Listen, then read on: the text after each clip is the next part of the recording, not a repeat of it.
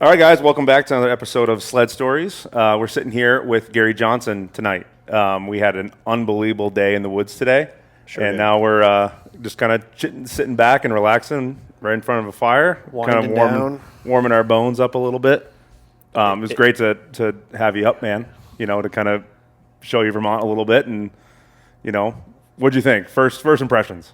I love hardwoods riding, so awesome. The terrain is absolutely unmatched, and what I've ridden on the East Coast, like Maine, South, New England, in the snow was absolutely sick. When you can ride wheelies through a side hill and carry a snowman on your hood, that's pretty unbeatable. So you primarily ride out of Dean's Den, right? And you live in Presque Isle, Maine. So how long was your drive to get here? To get here is 8.5, 9 hours. Yeah. But you were working, you said, like in Western Maine, right? So you were slightly closer. Made the trip not so bad, right? Yeah, so saw the snowstorm hitting last week. So literally watching the radar, seeing you guys just getting smashed over and over again. So hit up Max. I was like, hey, I need to go ride somewhere, and why not now? Yeah, this whole trip came together like in 3 or 4 days. It was like, I went from a message to be like, you want to ride Friday? Like, are we doing this? And obviously we did some scouting and checked some things out earlier in the week, and I messaged you and like, it's on, we're going, let's go. And today was pretty darn good. 100%. It's like it's just too bad because like even southern part of the state, like Killington area, even got like more snow than we did. They sure did. They got just shellacked down there. They got like 24 inches, 26 inches down in like Killington area, and it was like Portland, Maine did the same thing. Portland, Maine got 2 feet. Fort Kent, like where I guide, is we got like 8 inches. So how much do you have on the ground there right now? Like, what's the snow depth? There's probably like 2.5 feet with a good base. Like, there's a lot of traction underneath it, but really try not to like guide when it's going to be a situation where like somebody's going to break something. Like, I really don't want people to like spend their money, come to the lodge and try to have a good time their first day out trying to learn, and they damage something. Right. It must be hard for you. Like, I mean, obviously you want to get into your guiding career a little bit, and it must be really tough to like to get a group to come in to kind of gauge their riding ability, and like maybe they say they want to ride this, and can they really ride that? Like, have you had any situations where like you've had people say they can ride something and bring them in there, and you're like, this was a mistake? So we're all on social media, and everybody likes to make their platform look as hot as possible. Right. First day is humbling for a lot of people. Yeah. And you dial people in really quick. It's like, oh, all right, so maybe something a little less extreme, dual territory, because we do guide somewhere between 15 to 17 people. I have 2 tail guides that usually help me when we have large groups. And usually dedicate tail guides to people that are a little more experienced. I've been guiding for almost 10 years. So I take a lot of my patience and experience and work with the people that are new, that think that, I'm ruining everybody else's trip because I'm getting stuck all day. And it's like, dude, you're not ruining. This is why I'm here. Yeah, right. I'm here for you. For you to have a good time and enjoy what you're doing, and to And part of getting stuck is this sport, but getting unstuck and learning how to get unstuck without wasting all your gas is the key to the game, to get into your next line, to try your next thing. Right. Or to not get really stuck. Like when you're getting quit stuck before your head. Yeah, exactly. When you're getting stuck, just stop before you bury it, and then you're like, okay, now I have the next hour of my life trying to get you out of this bomb hole that you've got yourself in. You just built a cavern.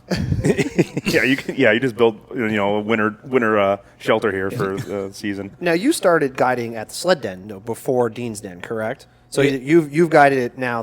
Your 2 different operations, and 2 different dens. 2 different dens. How funny is that? Yeah. That doesn't get confusing at all. So how did that all come together? Like, obviously, I would assume you went up there and rode or whatever, and what happened from there to you becoming a guide up there, and how long did that last? So I guided for the Sled Den for about 4 years. I branched away from my normal group of people that they just didn't want to keep pushing, and exploring and doing new things. They kind of wanted to stick in the same zone all the time. And I'm a firm believer if you don't do any sports or any athletic things with other people, you don't know how to progress or how to watch and see other things. Like, you can watch anything you want on the phone, but when you see people do things in real life, like, it really shows you like what's actually possible right here in my hometown with a totally stock sled, Right. and make it capable. So I just branched out by myself, took off similar to this trip, just flew absolutely solo, showed up to a group of 10 other riders and just threw myself into it. And how I got into the guiding thing is I hate seeing someone else stuck there all day or slowing up the rest of the group. Like, everybody's there to have a good time. So I started just dipping in and helping people and trying to give them the tips that I knew at the time, because I was absolute squid. I had no idea what I was doing. Just came off of 141 Cat when they first came out with the High Country back in 2012. Yep. I bought the second one in New England from Holton Power Sports, and then I went into a 153 in 2013 and took it up there. Yeah. And it kind of just progressed from there, and started going more frequently. And they're like, geez, you're helpful, like, you're good with people, you like to talk to people, like, you're helping us, unwillingly and unasked. And it just kind of, it rolled into a friendship. So after the friendship was developed with Jack and Ryan from the Sled Den, we just stayed in touch all the time. Like, hey, if you're willing to help, like, we'll let you stay here if you'll help. And it helped me financially, because I was young, fresh career, working for GE, not all the money in the world, 21 years old, and just I'm passionate about the sport. Right. Snowmobiling, anything winter sports, like if you're in New England, or like if you don't do something in the wintertime, It's a long winter. it feels really long. Like 5 months of just snow and cold and not being able to ride four-wheelers or do things like that, it'll burn you out. Yeah. Sitting in your house or work or whatnot. Yeah. So, like, with guiding, like, I know, so obviously I just saw you just re-upped your license? Yeah, I guess? Guiding license? Yeah, main guide license, yeah. So what's involved in that? What's involved in, like, getting a license, and, like, what are the, the prerequisites or whatever you have to submit? Yeah, so the main guide license is the most difficult guide license to achieve in the United States. Really? I did a weekend course with a person that Dean's Den actually brought to the lodge, and we grouped together about 6 guys that wanted to take the course. And I picked recreational. I'm not a huge hunter, or not huge enough hunter to do hunting and fishing and things like that. So recreation is snowmobiling, ATVing, hiking, canoeing. It's all aspects of guiding, basically. Right, outside of hunting, fishing, and other, and sea kayaking and things like that. So Yeah. did that, studied for 6 months really diligently. So the benefit of doing the course was it showed you and the information that you're basically going to be tested on what the most important things are. Mapping, compass, first aid, CPR, which I've done a lot through my work, so that was super seamless on that part. But there was a lot of things like using a compass and how to triangulate spots in the woods and reading the woods and growth and things like that really helped for snowmobiling, because knowing where growth and how growth happens in the woods will give you an idea of the thinner trees, the more open areas like we were today. Like, it's places that aren't facing the sun Right. more often. You get less undergrowth with older trees. So it just teaches you a lot of things like that, and then also teaches you the safety aspect on what to do if someone gets injured, especially if they start panicking, it's cold out. So you got you renewed your maiden guiding license. Like, what's involved with, like, the renewal? Like, how long does it last? Like, what do you have to, like, do you have to keep up, take more classes at the end of a certain time, a certain amount of years, or? Yeah, so every 5 years you're supposed to re-up your license, which, as long as you do it within the time period that they require, you don't have to retest. You don't have to, like, redo your map and compass, your live interview, which when you do your license, you have to step in front of 2 veteran guides, and they basically give you scenario tests, like, what happens if someone breaks their leg? Like, what are you going to do? And while you're doing that, they kind of grill you with, like, changes, the wind changed. Right, yeah, the snow picked up, and it's their buddy dipping took below off zero. because he got paranoid or scared or something like that. So, like, what are you going to do now? What are you going to do now? It's high pressure. I mean, that's putting you on the spot. Yeah, they really do. And then right after you're done doing that, they're like, okay, now sit there and map and compass, and you have 8 minutes to point from here to here and tell us how to triangulate at the elevation up and down, and how you're going to travel from one point to the other the most effectively. Yeah. And then the first aid, they also talk about like what kind of things would you have in your pack for that injury? Like what would you be carrying to help keep that person warm, because you're doing snowmobiling, which they do ask you primarily, like, why are you here? Like, what are you really doing this for? Right. And I don't have a lot of interest in canoeing and doing some of the other things that rec sports can do, but snowmobiling's always been a passion of mine, and to guide legally in the state of Maine, to be a paid employee, like, you need to go through this license. So, Right, because people are obviously paying you to go out in the woods. Like, there's a certain amount of, like, peace of mind for the person if, like, they're not, they're new to the sport or whatever. They're going to a new area. They don't know where they're going. Like, they're going to say, okay, I want to go with a guide. So it's like, even a couple times that we've been guided, even like, Gru is a good example. It's like, you go to a different area, you have no idea where to go. Yep. You're spending a lot of money, a lot of time to get to the area, get to the state, get to wherever you're going. And it's like, you don't want to waste all your time just kind of like going in the woods and be like, oh, man, this looks good. Let's go to this ridge. Let's go here, versus a guide who like can take you to, the places that they know are going to be good, but they also have a peace of mind of like, I'm going to be safe if something happens. And I remember being like a younger snowmobiler, like going out west or going to Gas Bay or going to Volin or going to these places and being like, we don't really need a guide. And now that I've done it long enough, we're like, it's worth every penny, because exactly those reasons. They're going to get you into the stuff that you're going to enjoy, and they're going to be looking out for you. And that's like so critical, because how many times have we gone on trips without a guide and you're chasing your tail and you're trying to find the zone and trying to find some cool stuff, and it's like, well, you split a guide fee between 6 different dudes, he's going to put you on the stuff this first day. You know? And it's dangerous too. Obviously, of course, to be out, Well, you go up and over a few things and you get disoriented with like northeast, southwest, and just like today. Like, I really didn't know where I was. Thank goodness for like technology out of snowmobiles nowadays. Honestly, right? Well, and like in Onyx and like other apps and GPSs now. But yeah, the 7S, the Garmin on the Cat, the Onyx, like you just mentioned, like they're extremely helpful, like super safety wise, which is a big thing for me. Like guiding for so long, the safety aspect of it, and making sure not only that I get you into some place that you're going to enjoy what you came here for, is that we're going to go back, we're all going to have dinner, we're going to have a beer, and we're going to laugh, joke, look at pictures, talk about the stucks and talk about all that. And we're going to do it again tomorrow. Like, we're all going to do it again tomorrow. Yeah. We're not going to the hospital. Like, we're not going to do we're not going to have anything. Yeah. You're not coming in at 8 o'clock at night because you got lost in the woods and you broke something and you were stuck and you didn't know where you were. And like, it makes. And the other big thing too is like personality when it comes to a guide. Like, that's like really important. Like, Absolutely. and again, like you're an awesome, you're an awesome rider, awesome guy to hang out with. And it's like, we had guides before, like the old Cigarette Joe from Smokey Joe. Yeah. Smokey Joe from Adventure Chick Chocks. And it's like, didn't, had zero personality, just like, like literally would just sit there and rip cigarettes the whole time we were up in the woods and this and that. And it's like, got us to the stuff, got us in the zone. We had fun and all, but like, no personality, no like busting chops when you get stuck, and like just the camaraderie that comes along with it, which, we've known you for a super long time, but the first time we rode with you was when you guided us at Dean's Den. Yeah. And like, that was a kid. We reminisced about that half the day today, right? Like this. Very similar, really good snow, super friggin' cold, and like same sort of vibes. Like, we were all just doing our thing, but like staying close and like having fun. And like it's always worth having a guide.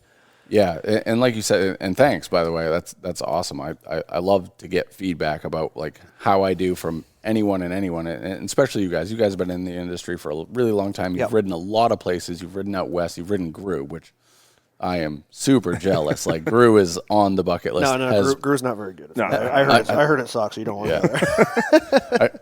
Almost as good as Auburn Walmart. Yeah. Oh my God, that horse is so dead. And the funny thing is, people getting like now viscerally upset about the joke now. And I'm like, Jesus, just let it go. You must be new here. Yeah. Have you been on any social media snowmobile page in New England? It's there. Yeah, just it's not just a guide, like you said. Like, being a guide is also being a host. It's being a person. Right, exactly. It's being a person to ride with. Like, Max and I were talking in the truck, like when you ride with a guide and you're gassed on the end of day 2 and you're in a cool zone, hey, do something cool. Like, I get that all the time. Like, I try not to like do a whole lot around people because don't want Yeah. them to feel super intimidated or like put them in a place where, okay, like this is just like riding with my Like, one best friend that is super good. I should be riding like that guy. Right. You know. Right. He's just showing off. And like no one, there's a time, like you said, end of day 2 when you're smoked or whatever. Yeah, you want to see you do some tricks or whatever. But for the most part, people don't want to see that right off the hop. Right, because then they're like, wow, if I'm not riding to that level, like I'm ruining everyone else's day. Like I was saying before, like that's not the vibe of it. So like coming to some of those people, even when you're not even doing anything and the rest of the group's doing half good, and bringing them back to like a safe place. Like I've run into a lot of situations. I had a guy have a panic attack. And actually one of the zones that I took you, the one off the snowmobile trail that took you into the big bowl that we went into, and he had a hard time just getting into the base of it. And he was like having a panic attack. He's like, I'm getting stuck everywhere. Like everyone's mad at me. I was like, no, I just went ahead to like poke the group up in, and I came right back, and I'm always going to come back for you. Like, and I'm not going to go anywhere else. If you want me to just ride with you all day, I will. So I rode with him for a while, and he's like, okay, like I'm good with some space now. So it's really, really paying attention to what they're feeling, how they're riding, like checking out their gear, seeing if they're comfortable, packing extra gear myself to like give them tips and tricks. You were just telling the story about the dude in the Chick Chalks who was 10 miles out in the trail and didn't have a balaclava. And like, oh yeah, I left it at the house or whatever. It's like, buddy, you got to have that. Yeah. Like that is, even if you don't think you need it, it needs to go in your pack. Yeah, Right. And then like gloves, like, end of the day, the guy's hands are freezing and their gloves are iced over, and it's like he's miserable. So it's like, obviously I would think that a guy would, obviously have extra gloves, but hey, like I can see that you're in misery right now. Yeah. Like take these gloves, and enjoy the rest of your day. Versus Yeah, I usually carry like a big like pair of insulated mittens. I remember those. You The leather mittens, man. The Axemen leather mittens. Not to drop those, but they're awesome. They're super cheap. They're leather and they're like individual fingers inside. They're so warm, and they're $20. You can't buy anything in the sled industry for $20. No. You used to be able to back in the day. Yeah, so like even at the end of the day, you're all sitting around like today when we were coming out, and you could feel the temperature just like plummet, the bottom falling out. You're the like, freezer it's door getting opened cold up right this now. afternoon. And like having those mittens in that situation, if like you had a guy in your group who you were guiding and be like, hey, we're hanging around for a minute, so and so's coming back off the hill, take these mittens and just warm up, and then and then we'll get back. Or like even the gauntlets, like I wear the gauntlets in and out, and it's because I just wear thin gloves all day long. Yep. And even if those are dead soaking wet, I can put those back on. They just get wet. And they just get wet and right. wet. And Warm and wet is better than freezing ass cold. And I can give anything that I have warm or dry extra to anyone else, a buddy, a friend, a guide client, anything like that, because ultimately, like we were saying, like it's not just being a guide; it's being a host and teaching them sometimes the hard way because of things like this. Like, you need to have a little bit of extra and prepare for that ride out. Like you said, temperatures drop, and you're not really expecting it. It's not going to get that much colder, right? Is always your thought, right? You're always worried about getting in. You're like, oh, I want to get in and ride. You ride all day, you sweat real hard. They don't have a dry sweatshirt. They don't have a dry pair of gloves. They don't have a balaclava. Yeah, right. Like, it's important to teach them those little bit of lessons that will make their next experience when they go ride with their friends again way more enjoyable for them and the group. Right? Yeah, exactly. Yeah, because that'd be the one thing too, like where you wouldn't want to like essentially like tarnish your name as a guide, right? Like if you didn't go the extra mile with your clients, like you want to put that, you can't just be like, oh, sorry, tough shit, your hands are cold. Figure it like you want your clients to say like, Gary was awesome. Like when we go back to Dean's Den, like we want to reserve Gary because he was X, Y, and Z. Yeah. Or they bring somebody that didn't come that trip because like, well, I'm too new and I can't hang and I can't do this, and they're like, but our guide is awesome. He's going to help you out. You're going to come next trip because. Trust me, he'll find stuff for you to ride and have a good time. No matter what your skill level is, we're going to put you on something that you're going to have fun with. Right. And still have the same zone where your buddies can go rip up and do whatever the hell they want, and you'll still have a good time. We did have to start setting like a track size though, like because there were a lot of times where people were bringing like 146 inch and a half. Hey, what are you? Things like that. Easy. like trying to do things, but like they don't like realize. A general assault. Yeah. Like a wide stance front end. I can't teach them any side hilling. Like I can get on their sled and do it. But it's because I know the mechanics of a snowmobile and what it'll do. It's still super hard, and I certainly can't go the places that I can go. It is possible with the right skill set, but they're not enjoying it. Yeah. Right. So like, I'll give They're my like, this is the dumb sport. Get me out of here. And Yeah. you're like, Yeah. well, no, it's not really that. It's the sled you're on. Yep. like, well, could I do it with this? I'm like, you could, but Good. Yep.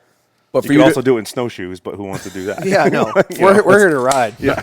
not my gig. So Yeah. once they see the variations of snowmobiles and what the real purpose of like an Mm-hmm. RMK is, or a mountain cat, or a summit, or something Yeah. like that, like it really shows them like, okay, the short track joke of my 121 will go where your 155 was, really shows true to them like real quickly. Yeah. Yeah. Okay. So- Yeah. Try it. Prove it. Show me. So how does your like your kind of schedule go with like Dean's Den? Is it like just a phone call that says, hey, we got guys coming in, you know, are you available this weekend, this week, whatever, and you just kind of make it work? Is that how the scheduling goes, or? Well, honestly, we've been super fortunate. I built a good following through the Sled Den. Super thankful for the opportunity, the experience of the Chick Chocks. Like you guys have ridden the Chick Chocks. Oh, yeah. If you can ride the Chick Chocks, you can ride hardwoods. Like You can ride anything. No, you can ride anywhere in the world if you can ride There's- the jungle. yeah, It's the the jungle.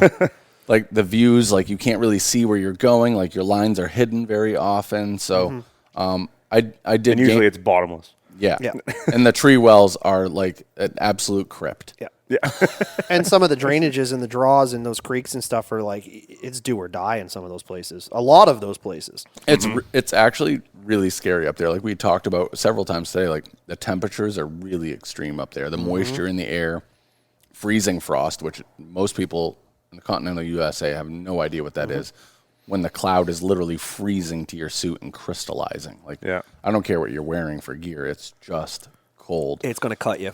So Yeah. like it's really important to have a guide in places like that. It's beautiful. It's great. You can see the ocean on, towards March and stuff when you hit your bluebird days. But the following that I gained from an experience that I gained up there really helped me be able to guide here and brought a lot of people that still wanted to ride with me because they rode with me up there and they Yeah. liked my personality, the way that I host, the way that I help them. And it was a little closer to home for a lot of people. The Sled Den is a trek for most snowmobiles in New England. It's a trek no matter where you Yeah. live in New England. Yeah. Yeah. Even if you live in Presque Isle, it's still, what, 4 or 5 hours? Yeah, 5.5 hours. Yeah, that's not too bad compared to. I think for us it's like 8, 9. But yeah, that's I can see the draw to like even and there's also guys who can't go to Canada. Yeah. Yeah, there's some guys that get, there's and there's, Especially there in was- Maine. Allen's Coffee Brandy was like Yeah. hotter than soda Yeah. for Yeah. years. Yeah, certain people can't go to Canada. Yeah. So it's And there was a time, like even us, we rescheduled Dean's Den. That like COVID shut down the border for a while, and like I would think that was probably a really good time at Dean's Den when we had to reschedule a trip. We're like, well, shit, let's stay in the U.S. Yep. So and then we ended up not going that time and then we went there a year after. And Right. that's when we went through Canada with the first, Yeah. like 2021. Right, because the border was hardcore closed, and well, that was like peak COVID, and we were like, maybe we shouldn't travel all that much, but And we almost got screwed. Yeah, almost. Almost got screwed from the COVID test. yeah, almost In doesn't Fort count. Kent. I know. So the lodge is busy. If it snows, it's busy. We're a full house every weekend. I just plan on being there. Yeah. And what brought me down How here, far is that from your house? about an hour. Okay. That's not bad at all. So it's super simple. Well, I mean, in Maine, visiting your neighbor is an hour. Yeah. yeah, So it's really just going next door and Yeah, it's not that saying bad. hi. That's cool. So Yeah. we're super busy really frequently, which super thankful for that. They have a really great lodge. Like you guys got to visit Oh, it's it. awesome. I was just gonna say They whether cook really good food. Like whether they know you or not or anything, that was one of the best like lodge experiences you can get. Like it's everything you could possibly need other than gas for your sled. Like they've got you covered. And like the hangout area is cool. They're super friendly. Yeah, go use the fridge, and the food is banger. Yeah, like You a know, commercial just- kitchen so everyone can all eat together. Yeah. And The they bunk make you- rooms and and they just expanded the dining area to like I saw that. to Yeah. be even bigger. Oh, and cool. All their mounts on the wall, like it's very local feeling. Like it is a lodge feeling. Like they did a great job. Like Yeah, and the wraps they make for lunch and Oh, then yeah. that's like yeah, perfect. you got lunch, you've got breakfast, you've got dinner, you've got dessert afterwards. Usually go over photos or videos and put them on a TV just Yep. to kind of show. Yeah. and that's also a great way for me to guide people. Like I'm not doing that. I don't look like that. It's like, well, Here it is. see your foot, see your body placement, see your arms stretched out. Like, you should be doing these things. And I review my own GoPro 360 footage very often. Like, I love the 360 because I can look back at my footwork. I can look back at my body position, where my chest is and where my elbows are, and really like analyze myself, because if you're not willing to be a student, you're never willing to progress. Yeah. Right. Yeah. 100%. So, I mean, it's great what the 360 cameras do nowadays, and what you can show people on TV in photos and videos of them really helps them see the reality. You know, the memes, this is what I feel like I look like when I'm snowmobiling, and you're really smoking a tree. Yeah. Like, and we were talking about before we started recording this was, you know, like just taking like the olden days when iPhone sucked or phone sucked, right? And it was all potato quality. Yep. And it was not even worth even using your phone out there.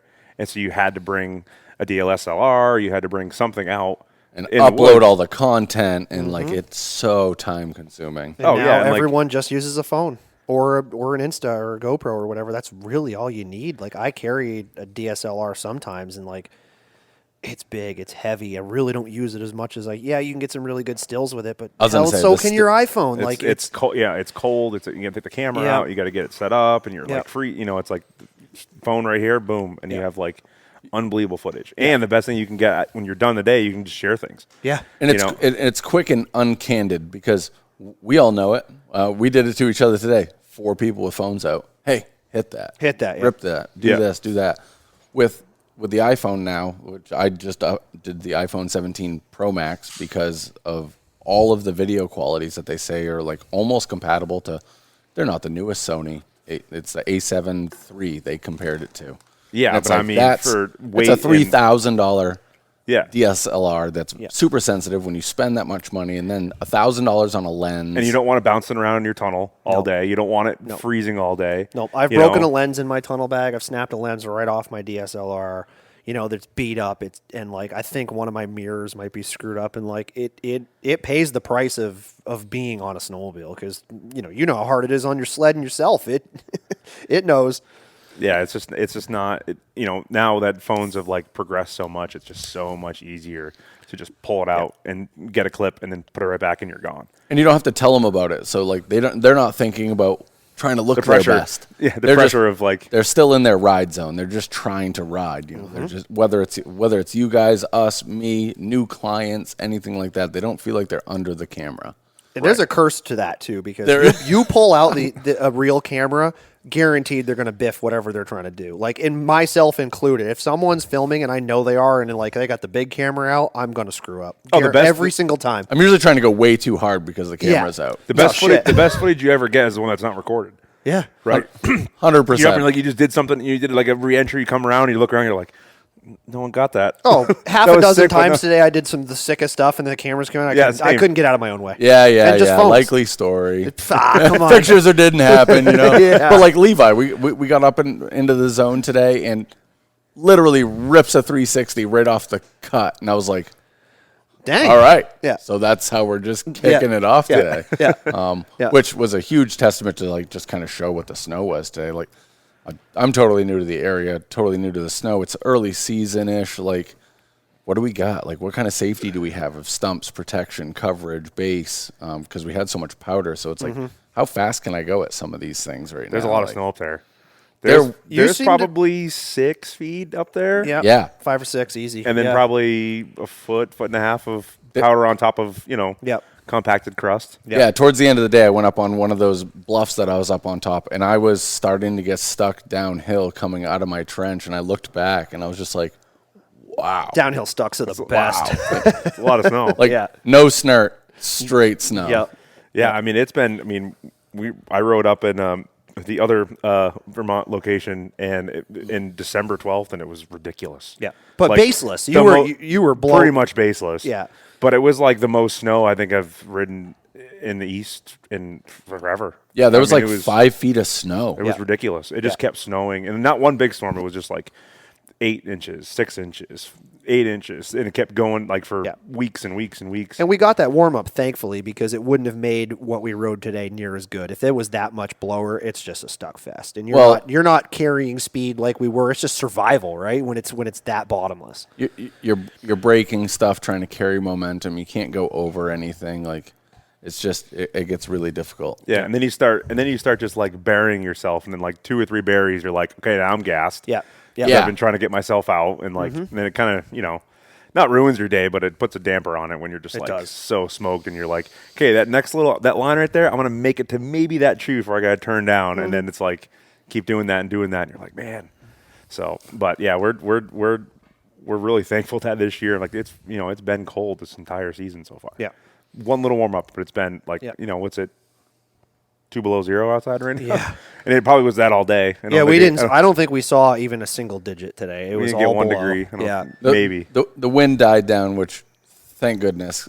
That would have been. We were able to get some views. The sun was starting to crack when we started getting on top there, and it was like, oh, okay, so like a little hope. But we were able to stop. We were talking about it. We're like, we would not be sitting here right now if it was the wind of yesterday. Oh, no. Because it'd be hitting you. You'd be like, no, we're going down. We're going to go back in the trees. It's been a long time since my mustache and beard has been like frozen, and every time I took you just feel the crystals just like crystallizing. Start, yeah. Crunch, crunch, crunch. Yeah. You're like, all right, this has been fun, guys, but we got to start I moving thought here. this was Vermont, not the Chick Jocks. For real. Yeah. So I want to get back to the guiding thing a little bit. And like I've had some, again, we've been in the industry a super long time, and I've had some friends and some acquaintances and just snowmobile buddies like, oh man, being a guide would just be like a dream job or whatever. And I always warn them, I'm like, you don't understand. There's some times when it's day 3 and 4 and you ate the handlebars in your thigh the day before and you're tired and you're a little bit sick and you've been pulling skis, and like, it's a hard job, and you got to respect the hell out of people that do it and realize it's not for your pleasure. It's work. You're putting in work. Yeah, and it's really hard to turn your passion into a job, right? Like, because as soon as you start turning your passion into like a full-time job as a guide, you start to kind of lose like your passion. And it's happened to me. I've definitely gotten to the point of where I'm just fed up. But to your point, like, not only are you guys riding 4 days as clients or whatever, I'm riding 4 days straight with you and walking and unstucking and undigging and teaching and doing all these extra things. And after everything's all done, there's guaranteed to be broken sleds. Yeah, then you're wrenching. So when dinner's ready, I'm stepping out and helping them wrench because I want them to still have their best weekend possible. So if it's calling Fort Kent Power Sports and asking them to like, I'm on a great relationship with them. Can you expedite something for me? Because you did it for Tony when we were in. They left out the reeds for him the next morning or whatever the case is, and we had him back on the snow like the next day. Yeah, and I mean, and that's a crazy thing about snowmobiling. Like, it's a ridiculous sport. Like from the the most ridiculous from the outside looking in. Like it's crazy expensive. It's crazy risky. There's tons of planning. It's cold, and especially what we do off trail.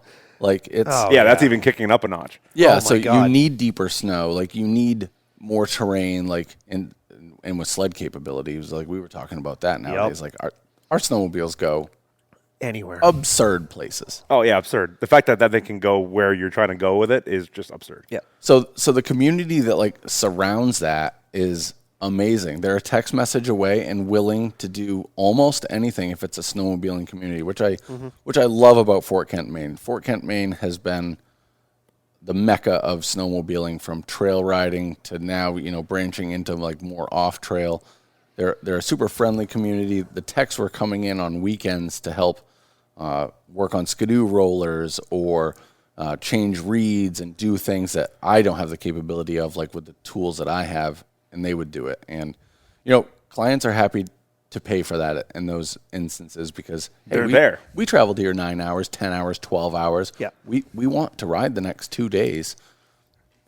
What is it going to take to get me back on the snow? Right, yeah, it's a sacrifice, being away from your family and spending all the money and all the time and time off of work and this and that. It's like, yeah, I'm allowing this time to go do it. If I'm going to sit down and watch a movie in the cabin, that doesn't, like, it's not what I'm here to do, right? So it's like, if you can't fix my sled and get, if there's not a community in the town that's going to help you out, then it's like, well, I guess I'm gonna be kicking my feet up today and I can- Because Picking don't get me wrong. At the end of the day, I would love to just plop on the couch, eat dessert in the den. Has it ever happened to you, or the crew's just like, "Nah, we're good. We're gonna hang in today"?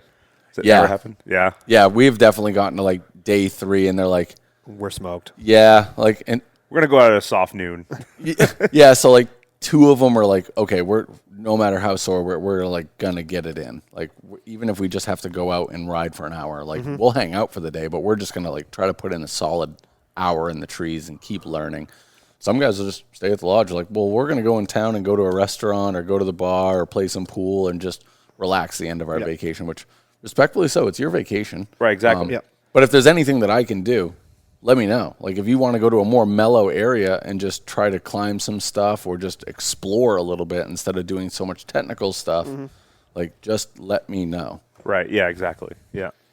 You want to mash logging roads? We can do that. That's fine. Yeah, absolutely. Like, we can find different stuff. Like a lot of people have a different thought of what tree riding is. So like it's a broad term.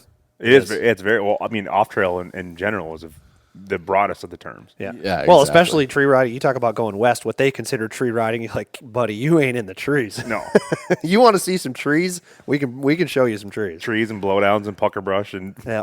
creeks and Root balls yeah. and stumps and how many creeks did we get like tangled up in today? Like there's that area So much runoff. so much runoff and little mini drainages, I guess you could say, but just weird pillows and pockets and creeks and wet bottoms and like Dude, I torpedoed myself over my bars today.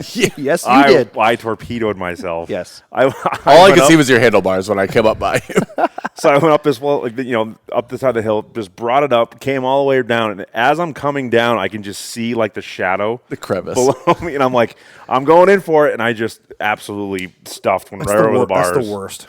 Stopped me dead. Yeah. So that was great. That was Happens. great.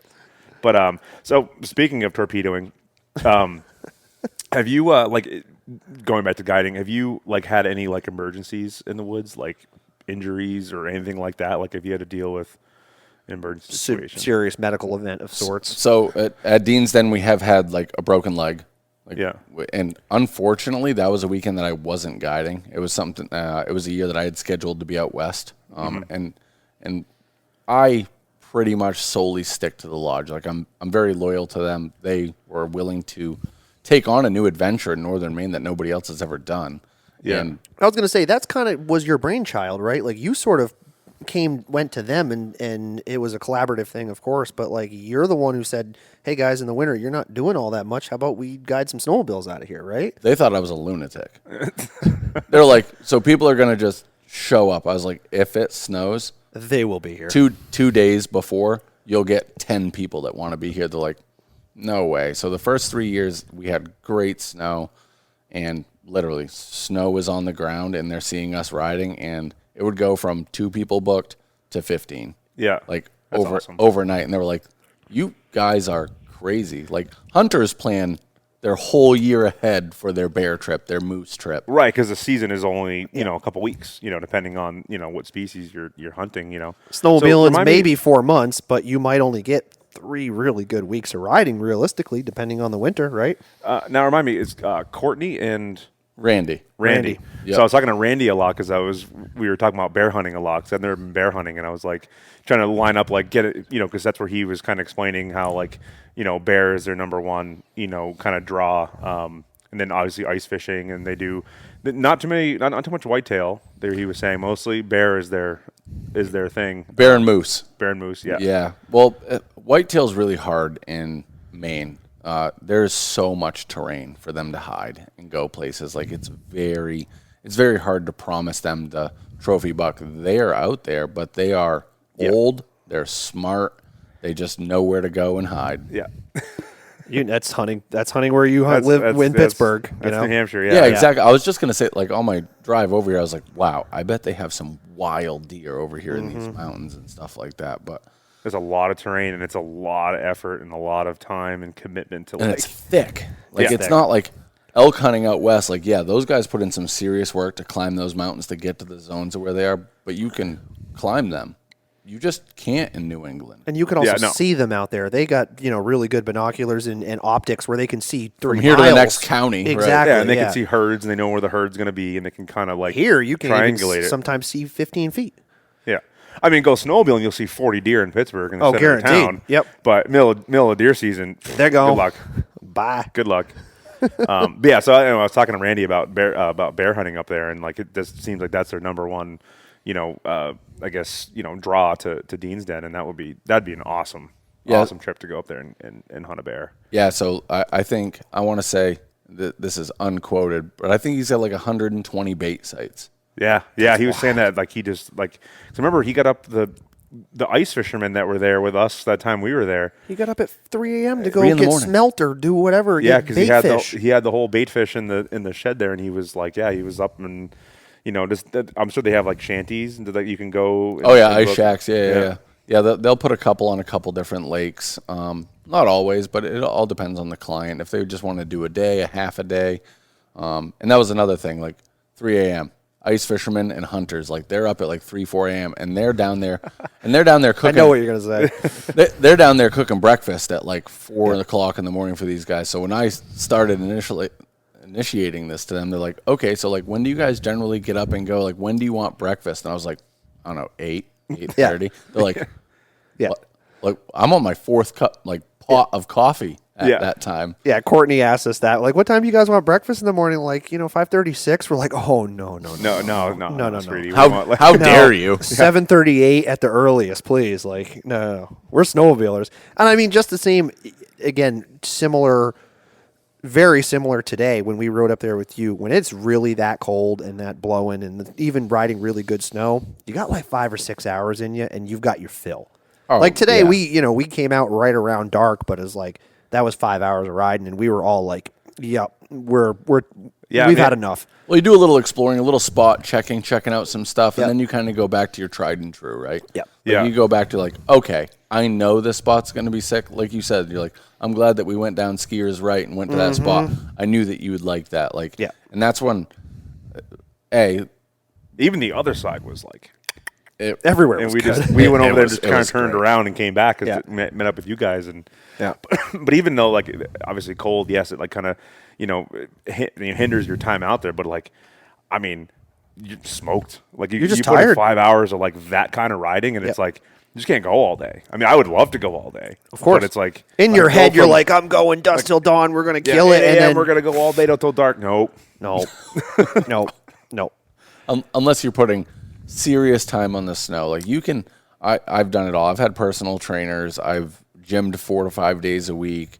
And there is nothing, just like motocross, there is nothing more than seat time that really puts you Conditions you that. in the position to be one with your snowmobile. Like if you're not able to ride it relaxed, you're riding it tense and you're gassing yourself in 2.5, 3 hours. Yeah. Especially if you're more of a beginner and you don't know how to like take those extra few minutes when you do get stuck or the group's doing things, like take breaks with the group. Yeah. I know and it's I like- did not do that at some points today and was just kind of rabbit holing towards the end of the day as much as Yeah. possible. You were talking about speed earlier. I'm like, towards the end of the day, you found your speed. We got into that zone, and there was some fast, rowdy climbs that we were all doing. Like, it was definitely the last pitch. Like, it was a Hail Mary for the day. We all knew it, and it was on. Everyone like- was just going ham. You were saying about like conserving energy and not getting gas. It's like the simplest things of like when you're kind of getting to a new zone and it's all creek beds and it's kind of off camber, you got a side hill, this and that, like just a little refining of like how you get the sled on edge and like just to do it more efficiently and not be like reefing the bars and like really trying like just using the sled's power to do it. Spin that track first, instead of trying to manhandle it. Exactly. Let the snowmobile kind of set itself and go versus you trying to fight the thing. Because again, to your point, you're like 2 hours, 3 hours of that, you're done. There was a Yeah, time, I don't care who you are. Yeah. No, there was a time like in my own snowmobiling career, I guess you could say, when it clicked for me. I'm like, I need to stop doing. I got to do less work, and the machine needs to be doing more of the work, and I just need to communicate with it to do that. And like once you figure, help you. Yeah, once you figure that out, your days are longer, and your rides are better, and you're less fatigued, and you have better control, and like. We've talked ad nauseum about sled technology, but man, they're a bone stock 650 SP, whatever. will outride most people. Yeah. Most really good riders.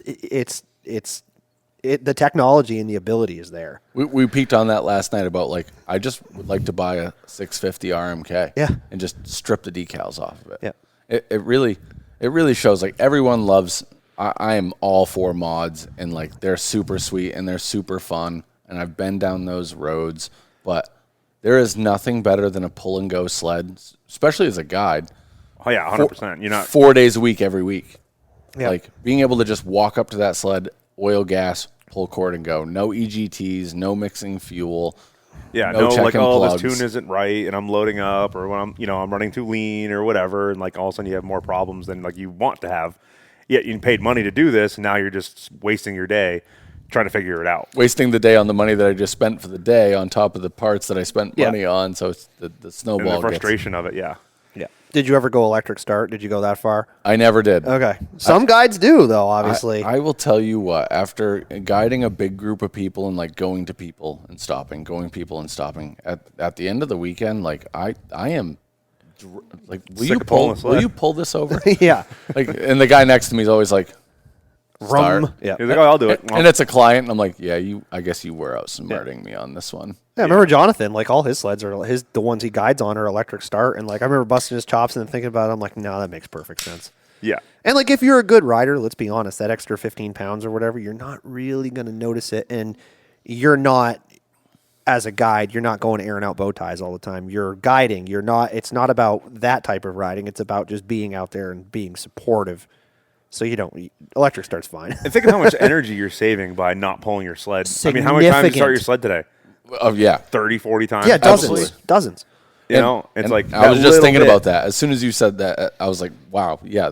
that little bit of energy that every time. As a guide, it would be smarter for me to conserve It would. as much energy as possible. Yeah. Yeah. And lower my man card a little bit and Yep. and get the grindy the grindy start of the Of the Polarises. Yeah.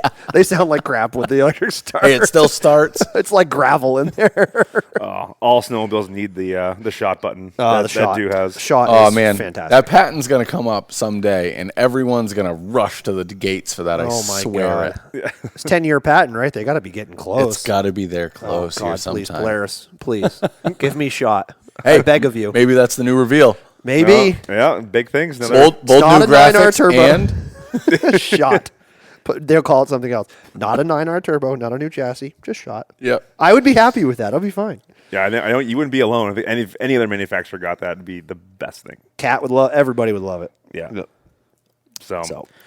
So going back to your injuries a little bit, we were talking about having when you're guiding, having an emergency in the woods, but like, can you go into like some of your injuries? Because we've talked about some of the injuries we've accrued over the years. Yeah. So what kind of things have you been dealing with? Yeah, so like a crazy thing about me that a lot of people either don't remember because it wasn't really my limelight yet was that I had a double dislocation from my neck to my spine, my C7 to T1, and I was totally paralyzed from the waist down. Oh. I had to relearn how to walk, tiptoe, close my eyes, and balance. How did that happen? Side-by-side accident on a Thursday night after work, just cruising a field, honestly, 30, 35 miles an hour. Nothing crazy, nothing near anything that I've ever done for crazy things in my entire like adrenaline Just even junkie today. life. 100%. I feel like that's how injuries are because I look never a back cool at my story, right? No, I Yeah. look at back at my serious ones. I'm like, wasn't that cool? Yeah, so like recovering from that, and I had just had my first boy. So side by side. So what did crash? Like what? Got like cross-rutted in a field, Oh, and yeah. like a slimy like potato field with truck ruts in it, and it just got cross-rutted, and the tires hitched bounce. I wasn't wearing a seatbelt, and when it rolled over, the cage came down. It was an earlier side-by-side, and the cages just weren't as good as they are now. What year was this? This was 2014, Yeah. June of 2014. So woke up in the middle of a field and just could not move my legs, like sat up in the field. And Were you with people or were you? yeah, thankfully I was like with friends and my wife. And when I told her, I was like, it just won't move. And thank God she was there, honestly. Like all my buddies wanted like, oh, stand up, like you're fine, like we'll pick you up. And Yeah. Thank God they didn't. oh, thank God. Like seriously, like she like screamed, touch 'em. Yeah. like Get the f- screamed and screamed everybody away from me, like lay down, stay still, like the paramedics are gonna come here. So went through a crazy life flight situation where I wouldn't fit in a helicopter because of my height with a halo on. Had to wait for a plane, had to get flown to Bangor. 2-hour surgery turned into a 6.5-hour surgery. Jesus. Which they already were planning for me to just never walk again. He's like, well, you're just probably never going to walk again. So woke up out of surgery, rubbed some utensils on the bottoms of my feet, and my toes twitched. Yeah. And that was the start of what nobody has ever seen before. From my injury in 36 years of neurological study, I'm the first person to ever walk again. Wow.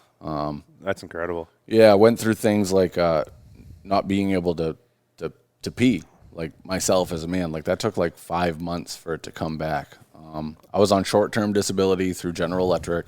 Yeah. And that expires in 6 months if you work for a corporate company. Like after that, they switch you to long-term disability. And if you get switched to long-term disability, there's no ever coming back. You can't go back and get a new job again because you're considered a long-term disabled person. And at 25 years old and with a newborn son, like terrifying. Your dream, like to have your first boy, you know, kind of like I want him to be the guy I never was or do things that I never do things with your son that you're right. So I had a glimpse of I have an opportunity to be better. So did tons of physical therapy, lots of chiropractics, and just determination. Like I don't know where the drive was then, other than just the need to either die or stay alive. Right. It's like a fight or flight every single day. Wild. So like point of injury, like what was the timeline? You were saying it was like 5 months before you were able to, to pee and whatnot, but like timeline of like when you started getting feeling, when the big milestones of like being able to, like, when was the first time you like stood up to walk? Like what was Yeah, so like I was able to like walk with a walker for after about 3 weeks. Like very slowly in short distances, like here to the other side of this house and back. And then one of the next big milestones was like being able to walk around Walmart. That took like 3 months, like to make a lap around Walmart and come back. And then it's like collapsing in the truck. Like, oh my God, my neck was all tightened up and my muscles were all swollen. Not riding the grocery cart around anymore. Yeah. And then it was just like slowly progression after that. But during the whole time, and even today, like I have tons of like nerve recovery issues with my legs and leg strength, just because my nerves in my legs now fire all the time, because like they don't know what I'm really doing. They know that what they're supposed to kind of do, but their sequences just aren't the same as they used to be. Huh. So just over the years and, personal trainers and like working on my fitness, and I decided to pick up motocross a year and a half after I broke my neck. Yeah. Because, why not? Wild decision. Usually like basket weaving or like, crocheting would be on the list, but that's, motocross. Yeah, everybody's like, so this is what you decided to do? Well, you only live once, like this life, and this is what keeps me alive. Like the thought of getting back on the snow was like my number one. That January following, I went back out on a snowmobile for the first time. Petrified, wearing a collar. And how many months was that? It happened in June, so I rode that February. Yeah. That's pretty damn good, Wow. I would say. Yeah, it was astonishing, and it felt good to like start being able to let my wife go back to her life a little bit, because she kept me alive. Like she was wiping my ass for like 3 months. Yeah. Like I couldn't move any of my muscles. Like but it was crazy, and even now it's been 12 years. I can't even believe that it happened. Like it doesn't feel real that I even went through as traumatically insane the entire situation is to where I am today. Talking to Dylan today, I kind of briefed him on kind of what I've been through. He's like, "You were paralyzed?" He's like, I would never have guessed. You're like a normal athletic guy, ripping bow ties, cranking wheelies, side hilling, jumping off stuff, and you don't seem to care. I was like, it definitely changed my perspective, and on I'm sure. a couple more thoughts before you do some of your crazier things. But I want to be a role model for other kids, other people, other athletic people that go through injuries or do things, and show them like if you really put your mind to it, you can get back to where you were and be better. I'm in better fitness now than I ever would have been, I think, without this injury, because now my body actually requires it.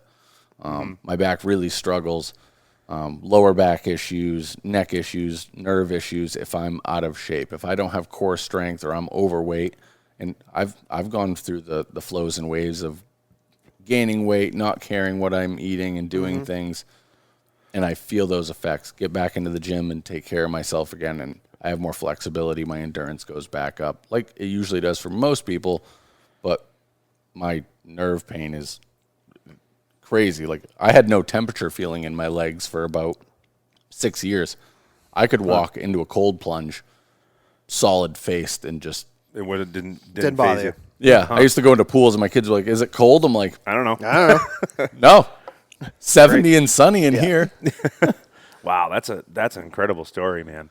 Yeah, but you can certainly see how an injury like that, or even lesser, like, you know, depending on your personality and your perseverance and your drive, can change your life, and not for the positive. Like, obviously you're turning it into a, you know, making yourself a better person and getting back on the snow and being all you can be. But unfortunately, there's some people that it goes the other way for, right? And they just wallow in it, and like, that's going to be my new reality and whatever. And it's like, Yeah, they accept that defeat really quickly, right? Yeah, and you hear that absolutely. more often than not. Well, I broke my sled doing this, or broke my leg doing this one time. Yep. I'm never going to do it again, Yep. and I shouldn't because could happen because- again, whatever. And it's like, yeah, man, but you know how many people break their legs going up and down stairs? Yeah. Yeah. Like Yeah, I don't know how people get like bit by sharks, you know, like going to go back in the water. I don't know if I'd go back in That's the water. that's I mean, that's slightly different.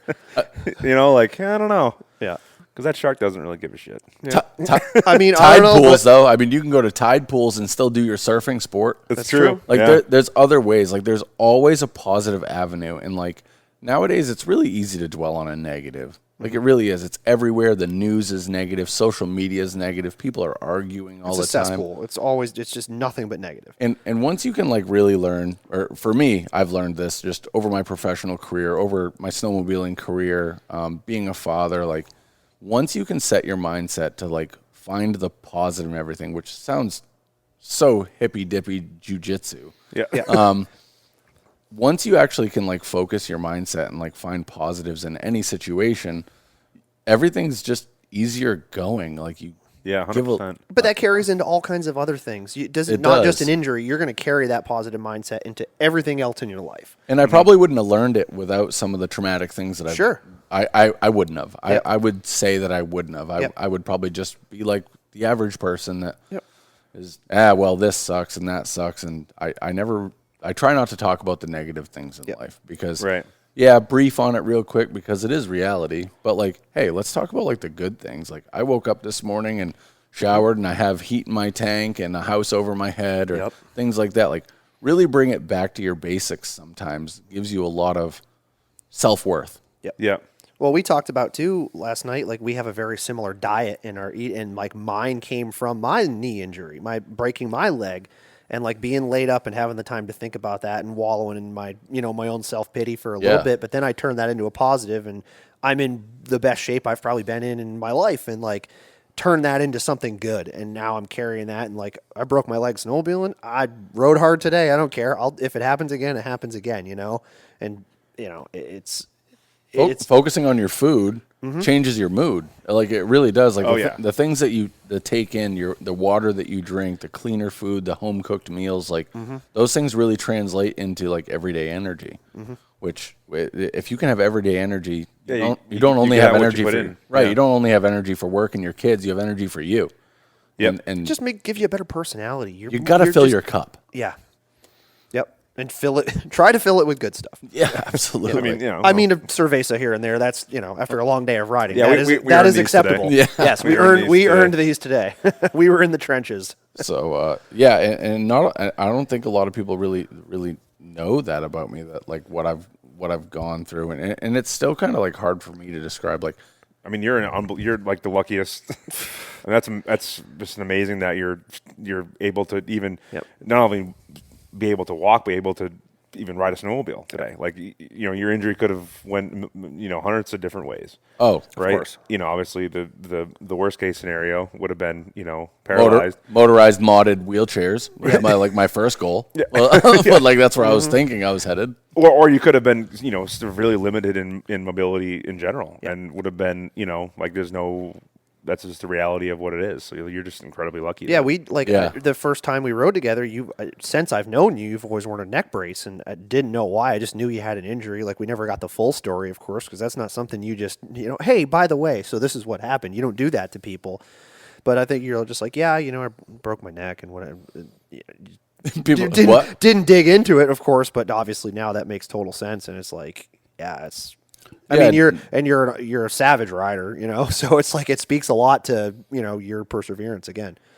Yeah, and I mean it's just a lot of research and like trying to set myself up for success and to never be in that situation again. Like, yeah, like I said, like it makes me think a couple extra steps, but you do got to live. You do have to fill that cup. You do got to like go back to like what makes you you. Like, why do we get up and go to work every day? Like, what makes us a good person? Yeah. Me being able to snowmobile, I know for a fact makes me a good person, and like that's why I keep digging it, and that's why I keep passing it on to the people that want to do it, because it is off-putting. It's hard to get into this sport. Backcountry riding is hard to get into. It is. Yeah. It will destroy you your first 2 years. Your first 2 years, it will put you in the sad places of defeat that you never thought of. Yeah. Big boy tears. Oh yeah. You Big will boy be so tears. depressed in the woods, and why the hell am I doing this? I mean, we love it, and I don't know about you other two, like there's times I'm like, why in the hell am I out here doing this? Like, if that still doesn't cross your mind, man, you're doing something right. You're not pushing yourself hard enough. Like, I could pick so many things that are easier on I know. myself. And a lot less expensive. Yep. I just smashed my arm. My ribs hurt. My sled's broken. It's freezing cold. I spent $300 to do this today, and but you get a couple really good lines. You're like, it's worth it all. I don't care. I'll do it again in a heartbeat. I had 15 seconds of fame and Yes. weekend complete. Yes. $1,000 smoked. Yeah. Yeah, right. Worth every penny. No, it's good that obviously you had a traumatic injury, but you're still going for it and pushing it. It didn't necessarily make you afraid to put yourself in a situation where you could get injured again. It's good that you don't have that kind of blocker. Yeah, I mean, there was a lot of thought of that for a long time. Like this, obviously, especially when I didn't get into another side-by-side for about 8 years. Yeah. I am a firm believer in gently breaking those barriers. Like, it was an accident. Accidents do happen, and you can prevent them typically as much as possible, but that's why they're called accidents. Sure. Mm-hmm. So eventually I did break that. I even owned one for a summertime just to break that mold. I want my kids to understand that if something happens, you're afraid of it. Don't be afraid to go back into that dark closet and face that monster a little bit. You don't have to jump in the closet and shut the door and wrestle with it immediately, but crack the door and see if it's feasible. Mm-hmm. And then just keep digging a little deeper. Take those scoops one thing at a time and work back towards it. And I'm proud of myself, super thankful of my wife for allowing me to do it, because I think she went through it way more than I did. Right. Yeah. Whole different perspective. Personally speaking, I think it affected her mentally way more than it did me, just because Sure. I was her provider. I was her husband. Yep. I was. And I'm sure there was a time when she really didn't know what the outcome was going to be either. Is this life-changing, going to be I'm taking care of Gary for, Oh, that immediately crossed her mind. We've had that conversation. Yeah. She's like, I immediately just got prepared to wheelchair you and adapt our house and do these things. Life-changing for your whole family, So, I mean, it's good to face those challenges. It really does, and it makes you feel whole again. Yeah. I face my challenge every time I load on a damn sled deck. Oh yeah, no, that's no joke. Every time I load, even today, I loaded my sled today. Have you folded a ramp before? Approaching one, or? Oh yeah, that's where I got my biggest injury from snowmobiling was in 2002. I was loading a caliber ramp in my driveway. Nobody was home, and it was the my truck was against the snowbank, so the ramp, the ramp has a, like a piece of angle aluminum on it that mates to the tailgate. Yeah. And there's a strap that goes to the hitch, right? But the tailgate was flat, but the ramp wasn't at the right angle. The ramp was like this, right? So the angle iron wasn't sitting on the tailgate good enough. No helmet on. I was going to meet this guy to go snowmobiling, like 4:00, and I go to load my sled, and the tailgate flexed, the ramp flexed like this, and it mouse trapped me across my forehead. No And way. It cut me from here to here, and it hit me, and I still have the ramp. My dad has it now. And so it for the love of God it didn't knock me out. So my legs buckled, and I sat down on the sled, and I was just like, the ramp was on top of me. My sled was against the hitch of the truck, and I'm just like, oh my God. And I went like this, and it was like that down to my skull, like open from here to here. Wow, I never knew that. It just started to bleed down my face. I get up from underneath the ramp, and I'm like going in my garage and grabbing paper towels, and I can just feel how open it is, and I'm like, shit. So I'm like, no one's home. I'm like, I'm gonna bleed to death. Like, I'm just bleeding so much. I'm like, I gotta get out of here. Hopped in my truck, which is probably not a good idea. Drove down to my neighbor's house, and I was like, hey, you gotta bring me to the emergency room. And he's like, what'd you do? And I just went like this, and he was like, oh my God, get in the truck right now. We're going. And I got 6 stitches on my skull, and then 10 stitches on the outside to close it all together. Yeah. I never knew that. And guiding at the sled den, that happens a lot. They get a lot of people up there, which is phenomenal. And bless them for the terrain that they get to ride. Like, what a fantastic place to visit if you've never been. But they've had several instances where people loading their sled decks, no helmet. Yeah. So now that's like one of my top things. Is like when my wife always says, she's like, you're wearing a helmet every time you're loading on. You don't care if you're doing it real quick or whatever, but always have a helmet on. And like, I when it first happened, I didn't know if I cracked my skull open. Like, I didn't know, like, do I have 5 minutes before I'm passed out?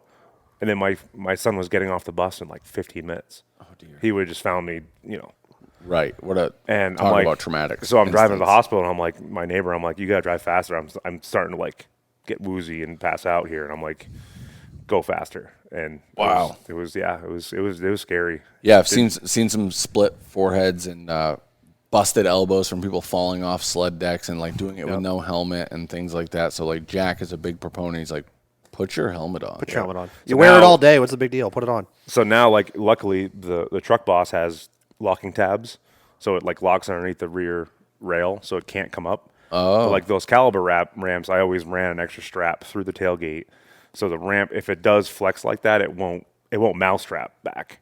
The strap will hold it down. The strap will hold it to the tailgate, so if it go up and you'll crash into it, but that's fine. But to the point earlier, it's like two relatively mundane things that you guys have both done, right? Just cruising side by side through a field, loading. How many times? Hundreds of sleds. How many sleds have you loaded in a truck? No problem, right? Like two very normal things turned into insanely serious incidences. And it goes from those mundane thing that you do 100 times on a Friday to go riding, and then like in a split second, you're to the point where it's like it could change your life. And that's what they say, right? Complacency. Yep. Because you do it so often. That's when like the biggest workplace injuries happen. Mm-hmm. Obviously, motorsports happen. Yeah. Look, whenever you go to any hill climb, they are so serious about if your sled starts or you touch your cord, your tether is on you. Yep. Yeah. And why is that? Because there has been so many instances where you start your sled and the first time you touch that throttle, see ya. Yep. And not only like the sled's not even the thought or the worry, but at a race or something like that with sleds nowadays, or even for the last 20 years. Dude, that's an instant DQ now, isn't it? Yeah. Like in most rimshaws and all hill you're climbs, out. if you touch the if the thing starts and your tether is not on you See you, around bye. your wrist, you're out. Period. Yeah. You're not running the hill. I mean, there's so many spectators. There's so many people around. Oh, like if that sled went out, like they're all mod sleds too. Like it's so easy for something to happen, and obviously it has happened, and that's why the rule is in place. And that's why like everything comes with a tether now. Thank goodness that it does, because like I do not start my snowmobile without punching the throttle. I don't care if I was just on it, been on it all day, haven't rolled it over or not. Yep. I am always making sure that like that throttle is free. Loose. We're in the super cold like today. A lot of moisture, a lot of snow. Your hand warmers are on. Things are melting. Like it's like right, that throttle cable's just frozen out just a little bit. Yep. Fucking, We were talking about it today. I upgraded my throttle cable on the 23 to a 25 because now they're Teflon coated and it's a different throttle block. And like Polaris specifically designed that to not ice up, and it works. You know, obviously it's not completely foolproof, but like it's to me makes no performance difference whatsoever. It's $150 in parts to do the exact same thing the previous one did. Yeah, but hey, if it doesn't freeze, and I've had a throttle freeze, I was telling him the story, not anything serious.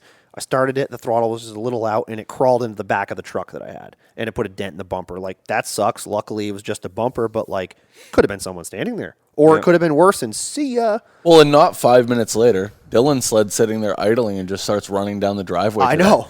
And I was like, oh, my God. Yeah, you ran down and chased it, caught it. He was just idling. It wasn't a stuck throttle, No. but, like, that's one of those instances. And a train had just gone by. Imagine the train had Oh gone my God, by. we were joking. Like, can you imagine if that thing rolled in front of the train? That would have been the most catastrophically, I don't want to say It'd cool, be like- but like- it would have been. That'd have been like Back to the Future. Oh my God. The DeLorean blows up. Yes. So, remember that time when I had my mountain cat and I ran to Brinley's car? Oh and my God! Because you had a bar riser. So my 2002 my mountain gracious. cat, back in the day. 2002 mountain cat, right? I put So a cool. riser on it So and didn't cool. extend my throttle cable, right? So like if you Oh, yeah. if you went hard over, Yeah, you know what happened. if you went hard over, Been there.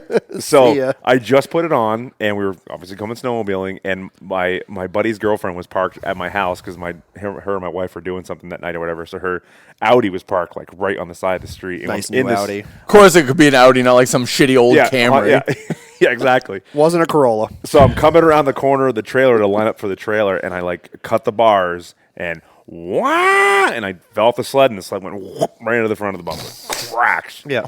And I remember like going in the house, and I'm like, open the door, like, "Arr." And then she's like, "What did you do?" And I'm like, I'm really sorry. She's like, "You didn't," and I'm like, "I ran into your car," and she's like, "I knew it. I should never have parked there." And I was like, I totally just wrecked the front of your car. Absolutely full throttle smash Yeah. that thing. You bought a fender for that Audi that day. I bought a fender. That was an Yep. expensive weekend of snowmobiling. That was an expensive weekend. That was actually the same weekend that the Jack thing happened. Oh yeah, It was the exact that whole weekend was just cursed, I guess. it I was don't know. cursed. So yeah, I don't think I ever actually fixed that issue. I don't think I got another different. I think I just ran it. Oh, I think you didn't fix the Audi. No, I fixed the Audi, but but I don't think I fixed my sled. But like that, No. but going back to the stock tethers, like back in those days, Nothing had a there was- tether. There was no tethers on those sleds. No. Even You know. Polaris was like one of the last ones to the game. I'm like, guys, it's so cheap. Just you already have the plug in the harness. People put aftermarket ones. Just put a friggin' tether on the Yeah, thing. what's that cost? At what? $20 maybe. Yeah. Material over- cost is $7. It's And I it's- think Cat, right around that same time, was just starting to come with them because their consoles have those couple little bubbles around the bottom of them, and they started having the little rubber push button ones, which, half the time those don't work either. better than nothing though. Yeah. Most of the Something. time, It's at least step in it's- the right direction. It's an attempt. Yes, at it's being an attempt. safer at least. So hopefully it just works when you really need it. Yeah. Yeah, I mean, even today I had a couple times where, you're going up and you get away from the sled and the sled falls and rolls and it's like it's rolling towards you. And if the that snow thing dust was- is flying. If that thing was wide open, that's a bad day. That's a Yep. bad day. If that thing's going 80 miles an hour and it rolls on top of your Yeah, leg. you'd be a or lot of whatever. hamburger off of a track. Oh boy. Yeah. Well, a lot of people, when they use my sled or whatever, I don't keep a clip on it. I keep a loop, and I keep it on my left wrist. I'm a wrist wearer tether person because Jonathan from Adventure Chick Shocks, he's one of those. He always preaches that. But I had a time that I had a sled roll over on top of me, throttle hit was wide open, and the tether, I was still too close to the sled, and it didn't come off. And just where my hands were, so my feeling and my theory is if it's on my wrist, I can always move this arm somehow and get it off. So whether that's better or worse, I don't know, but that's just me personally. A lot of snowcross racers for a long time back in the day were like that. Yeah. I feel like that kind of started that route. I tried it once, and what was it? I had a Pro Armor tether, which those came off really hard. And the one time I wanted it to come off, it squeezed my wrist so hard, like it left a freaking line. No way. It didn't release from the sled? Oh, if it did, but I almost had to give it my wrist. It left a welt on you. So I was like, but to your exact point, like sometimes you are too close to it and you're under the snow and you can't get to that Yep. tether cord. Yeah. Yep. So again, nothing is perfect. Absolutely not. No. The DuraPro tether is super sweet though. The magnet pops off super. I keep saying I'm gonna do it, but I mean, our Sled's already got one. Yeah, like I've There's done nothing wrong with the factory one though. It No. works perfectly fine. The DuraPro one's just convenient. Just like you get it. You were like you play the game, see how close you can get it, and it just slaps on there so hard. It's just easy. That's all it is. It's cool and easy. It doesn't really serve any other purpose. Yeah, I used to be. I did the wrist maneuver for a while, and the one thing I didn't like about it is like I would keep forgetting about it. Yeah, it's Like easier to if- forget. Like if I stopped the sled and got off for Yeah. whatever reason to go see somebody or help somebody, whatever, and I ran back to my sled to like get going again, I would just fire up and go. Yeah. And I wouldn't like remember to put it back on my wrist after I left the sled.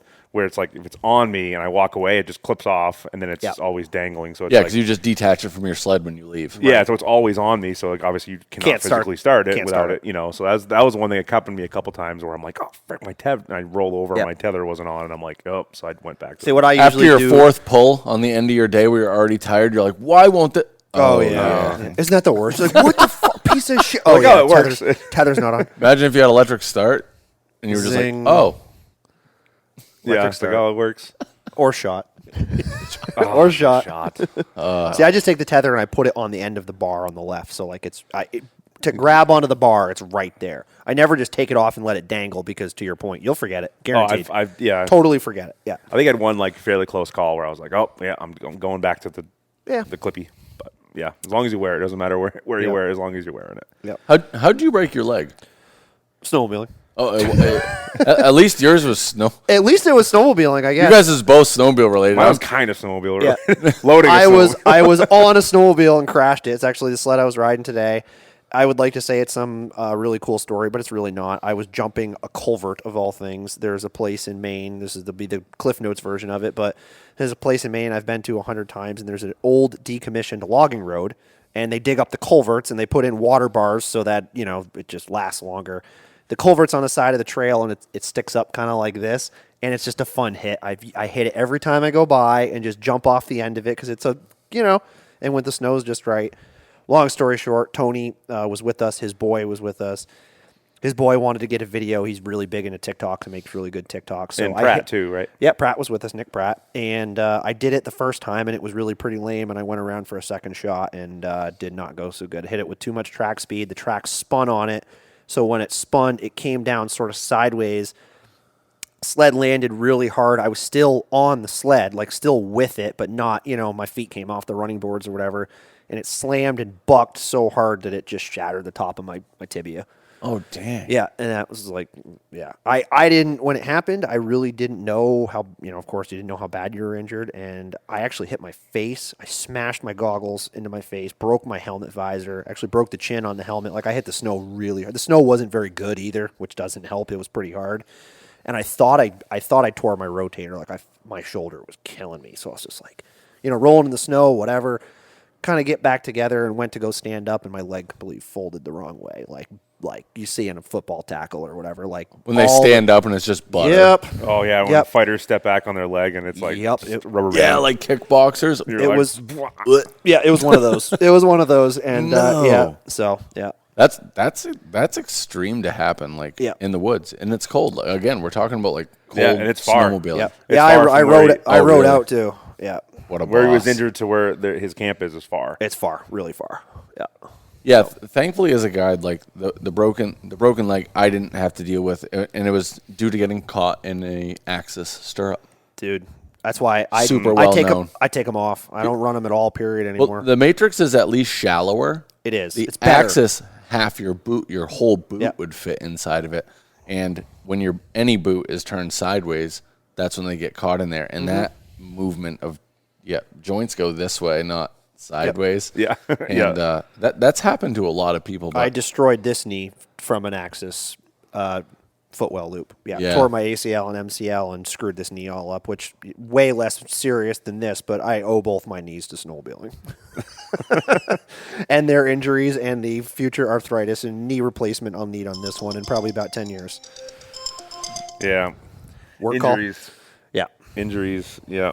But other than that, like I've been a part of a lot of rescue missions over the years. Like that's a big thing. Like we rescued a group of people that were down. They hiked 5 hours out of a valley in the Chick Chalks on New Year's Eve, 1 o'clock in the morning, somebody called the sled den. It was, 12, 15. That wasn't the dirt bikers, was it? No, this was about snow bikers. This was about 4 years prior to that.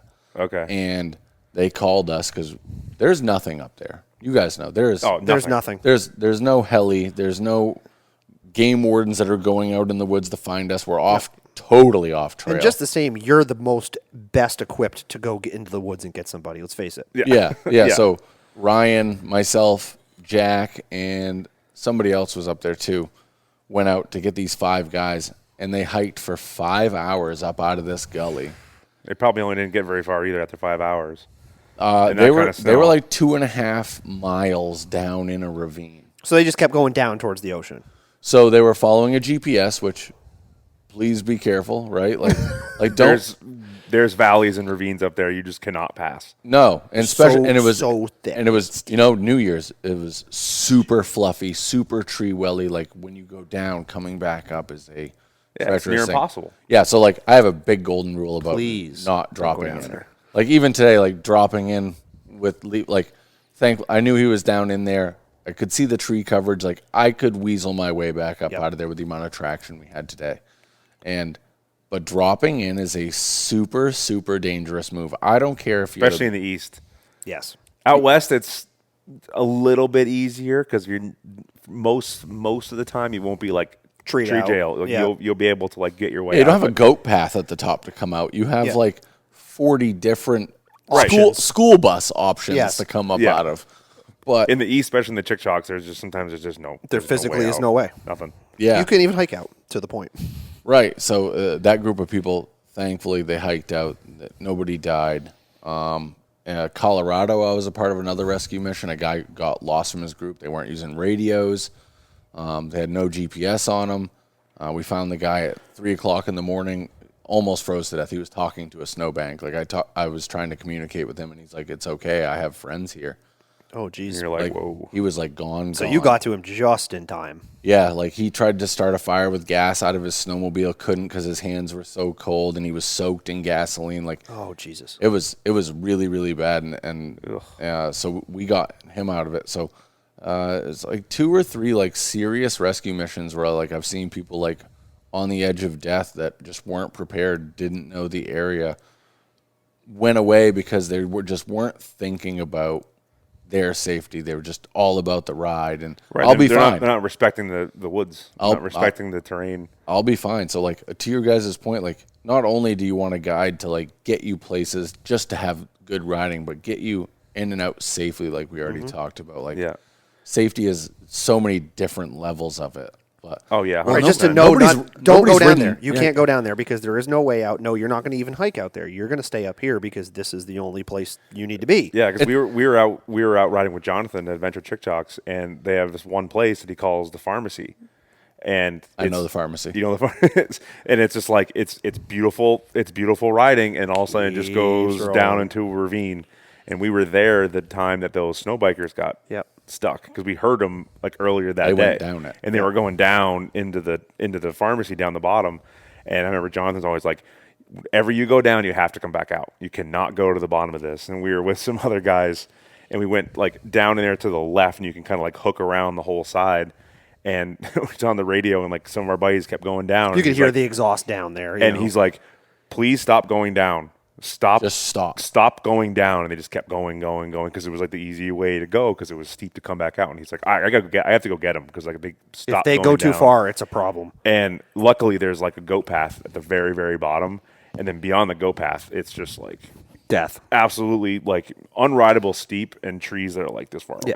Yeah, and it's like there's no way you're coming out of that. So the snow bikes were in the same ravine that those 5 guys hiked out of. Yeah. Oh, yeah. And later in the season, you can drop into that, and you can goat path along that ravine at the bottom in either direction. One direction, you do end up in Gaspé National Park, which, if you get caught, you're in big trouble. Which the bottom of that ravine is in the park already. So the snow bikers did get in a lot of trouble for that. Yeah, because they called search and rescue and everything, right? Like they had the whole. Which search and rescue is not a thing up there. It was actually the Canadian National Coast Guard, like flew in people, delivered people down there with food and water and stayed with them for another day before they could get more resources to get them Because it took them out. like 3 days to get out, right? 2 or Yeah. 3 days. Like they spent 2 nights in the woods.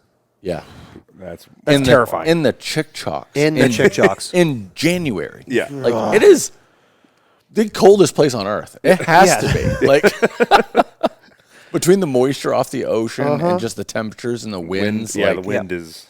And nothing burns in No. winter. Like, everything's coated. It's the Chick-Chocs. It's always snowing. Everything is soaked. Yes. Like, your Yep. chances of making a fire, I've tried many times up there. It it's is burnt my sled. It is a very unexciting fire. Oh, that's Yeah. why I always carry I have a whole bag of little fire starters, little oil-soaked fire starters in my pack, and it's like I have those med kit, blankets, not blankets, but the emergency blankets, the tinfoil blankets. Yep. Yeah, so and first aid kit. Like the 3 things in my bag. my snowmobile got nicknamed Stealthy Station Wagon because I always run a stock can just because I get sick of hearing cans. Thank you. And I carry a luggage rack of stuff, as you guys saw today. I have 2 tunnel bags Yeah. because I have, generally speaking, when I'm guiding, they are checker blocked full between like extra gloves, mittens, emergency, splints, Band-Aids, tape, zip ties, tools. Trying to basically carry as much as a Scandic does and still be able to ride in the woods. But it's super important to me. I've just been in too many situations now where Yeah. I don't want to be this story.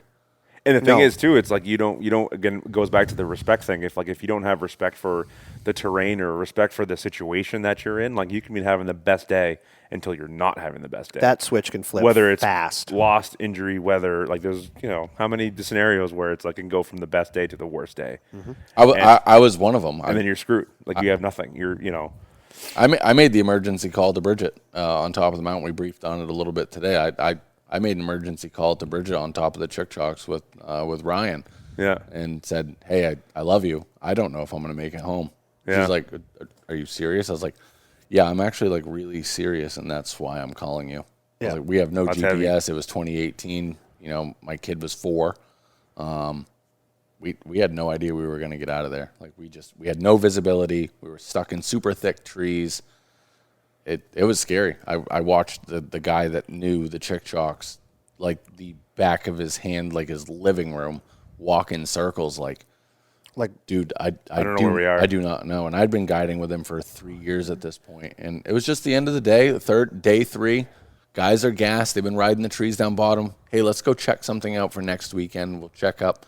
We started having a little fun, cross some paths really quick, and just Disoriented. got turned around. yeah. And we were on top of that peak that drops into Jonathan's area Yeah. and 2 other ravines. There's only one that you can drop into to leave, and that's the one we came up into. Yeah. So we're like, if we drop into the wrong one, we have nothing to follow, no tracks, no GPS, no OnX, no And it's late. 7S.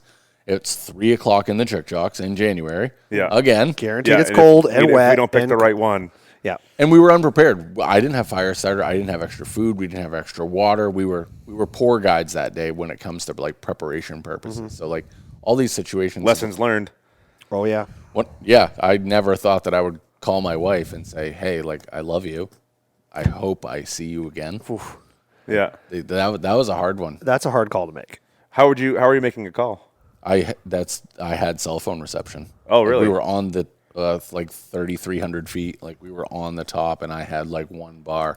Yeah. And Wow. We joke about like, Starlink and having service in places, and now obviously the iPhones have the ability to satellite text and stuff, and it's like that technology is just so good. Doesn't matter what recreation you're doing out in the woods or far away from civilization, like having that safety net is just it's so nice. Oh, when I came home, she immediately, before I could go snowmobiling again, had to buy an inReach. Yeah. Yeah. I carry mine today. She's yeah. like, "You are." You're I carrying this. I don't care how much that stupid little thing costs, but you are buying an inReach. Mm-hmm. Like, Yeah.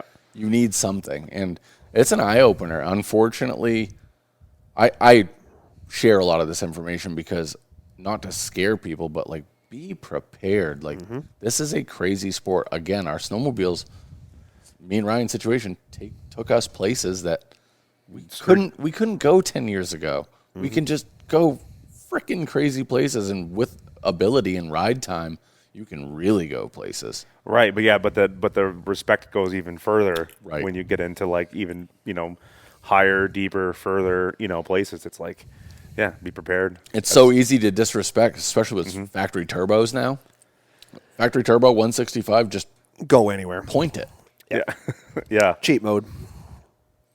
So Yeah. how did you obviously you're wearing your Ravex shirt, like how did you fall in with all those guys? Like how does that relationship, I'm guessing it goes back a long ways, like when did you and Ralph and Dave start becoming family? Yeah, so I mean, I have always and forever been a big fanboy of Ravex. They've always had the cool stunt shows. They've always done all super awesome stuff, rad gear, cool looking stuff, cool videos. Always wanted to be a part of it, and never like reached out because I just never thought I was like good enough to be a part. Like their clout, their view, their posts, like their shows, like it's a big deal. Like when you get into the snowmobile industry to see backflips and things Absolutely. like that. Like, it kind of just started falling into it and making relationships with them, and similar to kind of the Sled Den and other companies, like not just trying to get a deal, trying to like help them out, or like what can I actually do for you? I would rather do something for you before I ask what you can give me. Yep. Right. Yeah. Because like if I can do something for you, then you're probably more willing to do something for me.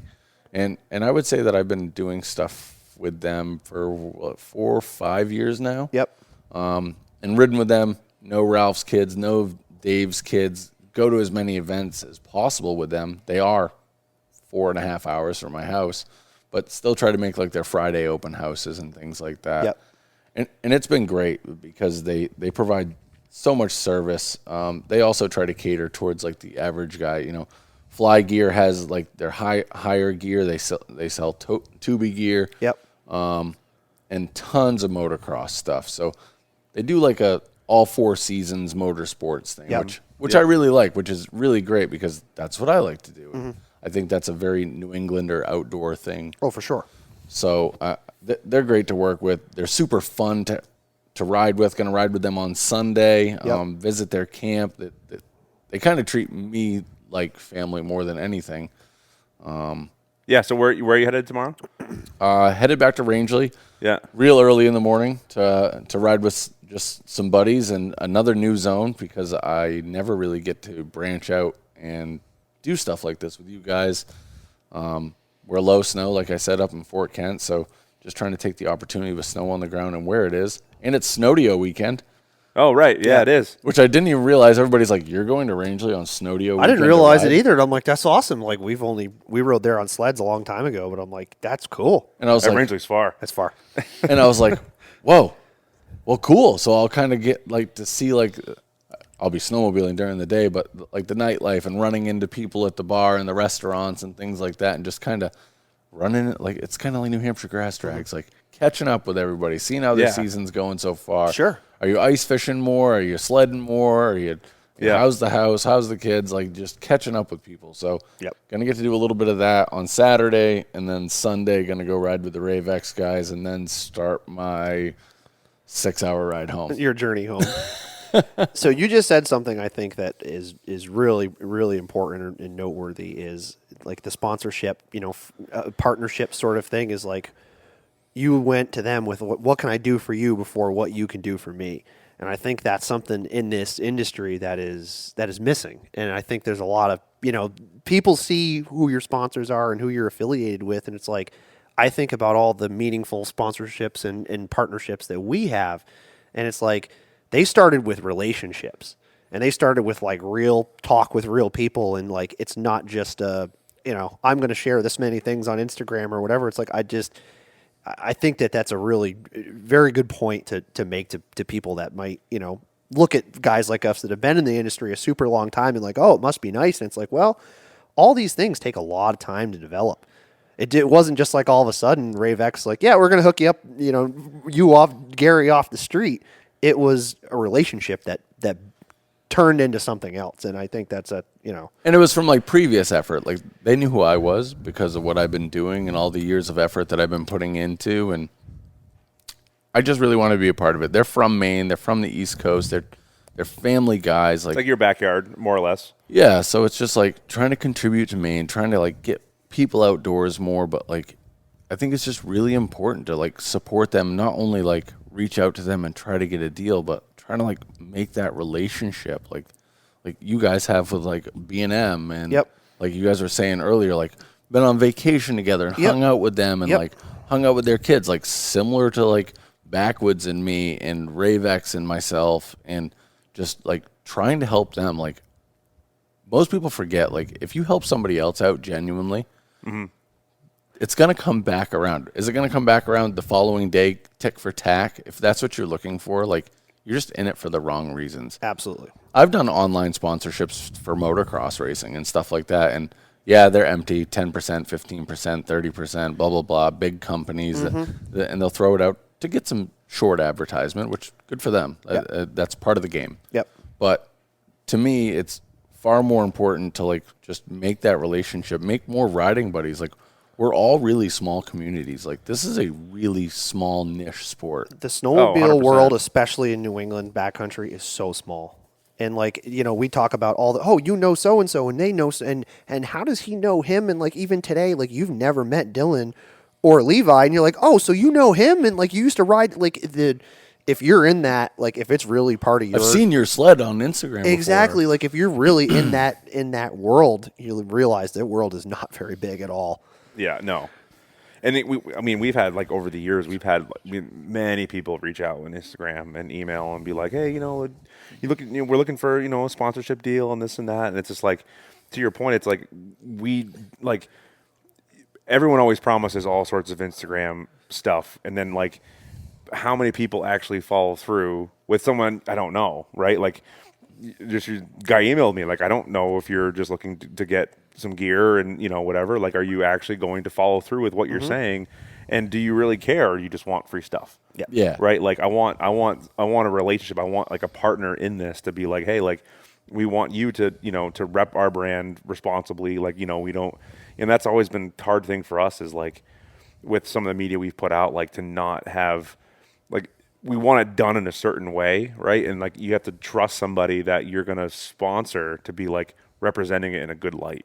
Right? Like you don't want people to be, like making a fool of it, making a fool of it, or like just putting it in a dark light, like a lot of like alcohol things, and like like just being irresponsible with the brand. It's like it's a big risk to say, hey, we're going to sponsor John Smith on from Instagram and not know who he is, right? And not ride with him and not know his character and not know like you're going to be. I want you to represent our brand that we like built over all these years. Like I need to know who you are. Like, and it's not even like a writing ability. Like it's we don't need like the number one top like unbelievable riders. Like I just want a good solid person, representative. Exactly. Like you said, you're representing us. Like you're like taking on a sponsorship is taking on like ownership. Like sure, if you're trying to pride in something, you're trying to represent a company, like you should believe in that. You should. I just feel like and believe that it should be taken to like, okay, like they trust you with you wearing their brand to dinner or to a party. Like you got to remember that you're conducting yourself. Exactly. And to me, what means more than seeing our stuff tagged on Instagram is, somebody that we don't even have an official partnership with, but we gave them a hat and a couple T-shirts and a whole bunch of stickers or whatever, and then we run into somebody else that we didn't realize know them, and they're like, oh, they said you guys are the best and your gear is this and that, and they told my cousin and whatever. That's the best you can add. Like word of mouth is obviously bulletproof. Like that's the best advertising and the best feedback for your company that you can have, and that means more than getting tagged on Instagram.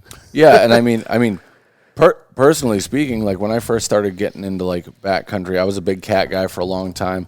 I used to talk with you a lot. Why are you hanging your head? You got a friend here. A lot. You might have just lost one. You got. I know. I mean, fanboyed you guys a lot. You guys have always had like a good name. It was a cool name. It's super simple. It's to the point. It's like real. You guys are real dudes that really like snowmobiling. Clearly, you guys are still pushing it. You're still doing new things. You guys are a lot of fun at the shows. Like like always fanboyed you guys like a lot. Like you guys have shirts, like you guys are fun to be around. Like you guys have a positive posting and following. Like super stoked and thankful to like you just sit here and do this podcast. Like I've never done a podcast with anybody.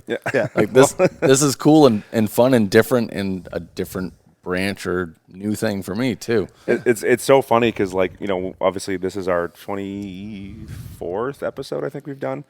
And, you know, it's so funny. Like, we'll get orders online and people will put notes in and be like, oh, I love the podcast. Keep them coming. And, like, just random people, like, reaching out. Like, my old man bought a new snowmobile, like, last week and from up at Granite State. And one of the comments was like, oh, I listened to their podcast. It's awesome. And I'm like, it's totally random. Like, totally. And it's like, you know, so, yeah, that's what we keep, you know, we're just, you know, just trying to, you know, just grow the brand in other areas, you know, like obviously our gear and this and that, but it's like, how can we, you know, like going back to the filming thing, like filming is hard. It's really hard to like make long content. We had a conversation previous to you coming out here, like, we can't wait to slam some content on Friday. Like, we're going to ride and we're going to do whatever. And so cold today. And it was a struggle. It was a struggle. And I don't care how much you want to post and how much you want to film. It's when you're riding and you're with the boys and it's really cold, it's hard to do it. And it's like evolution, like of our brand too. It's like, you know, like back in 2013, 2015, like those,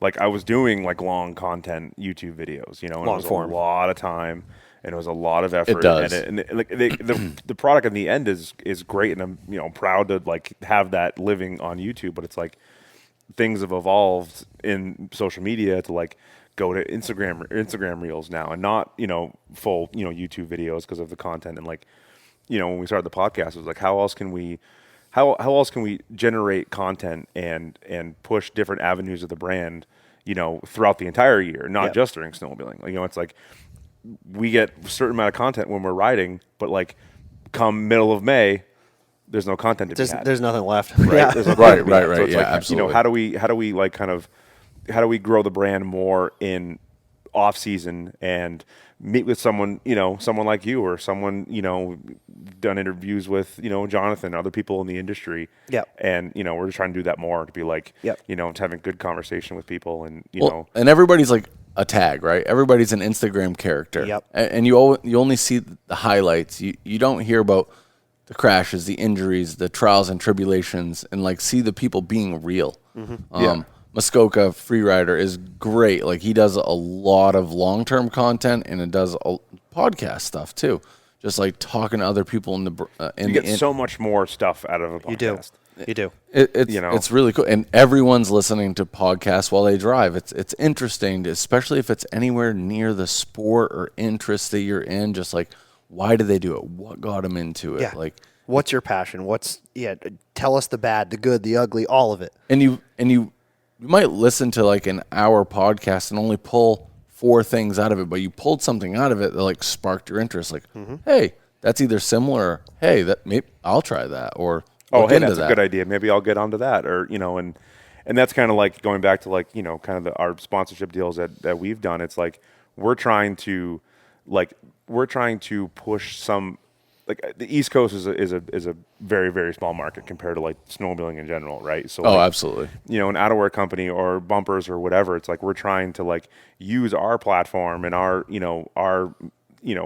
customer base, market share, if you want to call it that, to like say like, hey, like we ride these products, talk about them on a podcast, see them in a video, and say, you know, we like this because of, you know, X, Y, and Z, and like trying to like partnership with other companies to kind of elevate them in the market that they don't really, you know, focus on so much as far as like East, West Coast, you know, type of market is much smaller here. So it's like we're trying to push our brand deals in that kind of way, you know, and kind of, you know, help me help you type of thing. You know, Well, like it was we'll like- help you out, and then in turn, like it's mutual for both parties. Absolutely. It was like when I was talking to him. I just watched your last podcast and about you guys switching to climb.